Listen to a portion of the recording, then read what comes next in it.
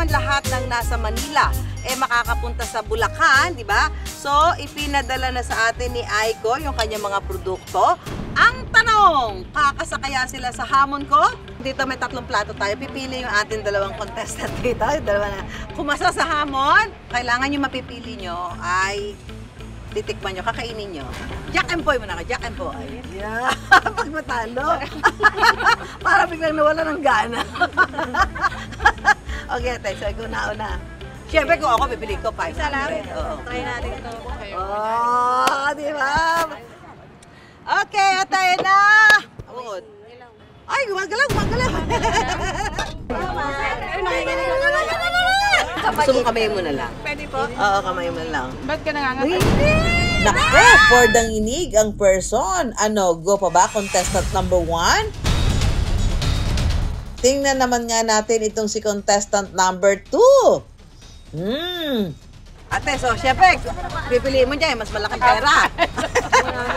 Ayan, 200. Buksan na natin. Tingnan natin kung ano laman. Ay! Kamaro. Buhay-buhay pa. Buhay po ba? Kahuli lang. Napapikit ka, contestant number 2, no? Papasakaya kayo sa hamon ko? Sa tulong ng asawa ni Aiko at ng kanyang mga magulang, nakalikom siya ng 15,000 pesos na pampuhunan sa kanyang exotic business. Sobrang saya po namin pag umuwi ng bahay. Kasi po hindi namin akalain na ganito yung kalaki yung kinikita namin. Kumikita po kami ng 3,000 per day. Minsan po 5K pagka malakas. Pero bago kumita ng libo-libo kada araw, marami rin siyang sinubukan trabaho. Naging delivery rider din silang mag-asawa. Ultimo Christmas, nag-rider po kami. Ultimo 20 pesos wala kami sa bulsa. Buhat-buhat po namin yung sandalan ng e-bike para po i-deliver sa kanila. Dahil sa matinding laban sa paiba-ibang panahon sa pagiging rider, naisipan ni Aiko na magtinda sa isang food park sa kanilang lugar. Yung palaka po, sa kamag-anak po talaga ng asawa ko yan. So, kinukulture na po nila. Uok naman po, yan po talaga. Kinukuha po talaga namin yan sa Bohol. Cricket naman po, culture na po yan eh. Diyan lang po yan sa Nueva Ecija lang din po. Chichaworm naman po, culture na po namin yan. Nag-alaga na po kami. Sobrang dami po namin chichaworm sa bahay. 30 hanggang 500 pesos ang benta ni Aiko sa iba't ibang paninda niyang exotic food.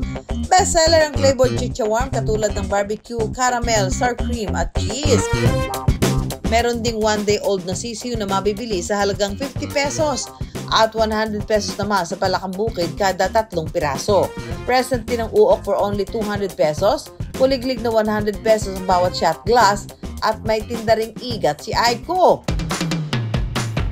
Para lalo kayong matakam, ipakikita sa atin ni Aiko kung paano inihahanda ang ilan sa kanyang mga patok na exotic food. Sa pagluluto ng chichaworm, ihiwalay muna ang mga patay na uod sa mga buhay. Huhugasan ng 5 beses saka ipiprito. Kapag hindi na nagdidikit-dikit ang mga uod at naging dark brown na, pwede na ito hanguin at lagyan ng flavor. Para naman sa palakang bukid, lalagyan muna ng asin at paminta ang mga nahugasang karne ng palaka. Ipiprito ito hanggang sa maging golden brown. Sa paghahanda naman ng kuliglig, hugasan muna ng maigi bago iprito. Matapos ang ilang minuto, pwede na itong hanguin at lagyan ng asin bilang pampalasa. Noong una po nagdadalawang isip po, pero nung na-try ko, okay naman po siya. Lasa po talaga siyang chicharon na may flavor. Ito po kasing Palakang Bukid, makukonsider po natin siya na similar sa lasa ng manok. Kaya pagka kinakain mo, wala siyang lansa.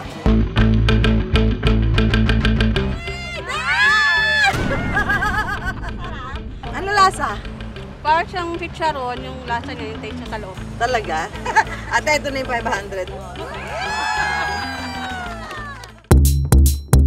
Si contestant number 2 kaya. Ano lasa? Chicharon. Chicharon, bukod sa chicharon, ano pa? Lasang mani. Lasang mani. Lasang chicharon po ng Mani. parang baboy. Tapos, pag hinayaan niyo siya, parang chicharon. Dahil ay meron kang 200 Dahil sa exotic food business ni Aiko, nakapunta na siya ng kolong-kolong na ginagamit niya sa negosyo. Nakabili na rin siya ng ilang appliances at natutulungan na rin ang kanyang mga magulang. Every Friday, Saturday, Sunday, yun po yung dinadagsa po talaga kami. Almost napupuno po yung tent ko. Sobrang daming tao. Parang pagkain ng exotic food ang pagninegosyo. Kailangan din ng lakas na loob at tibay ng sikmura para mawala ang kaba sa dibdib at di na magdalawang isip na sumubok at magtagumpay.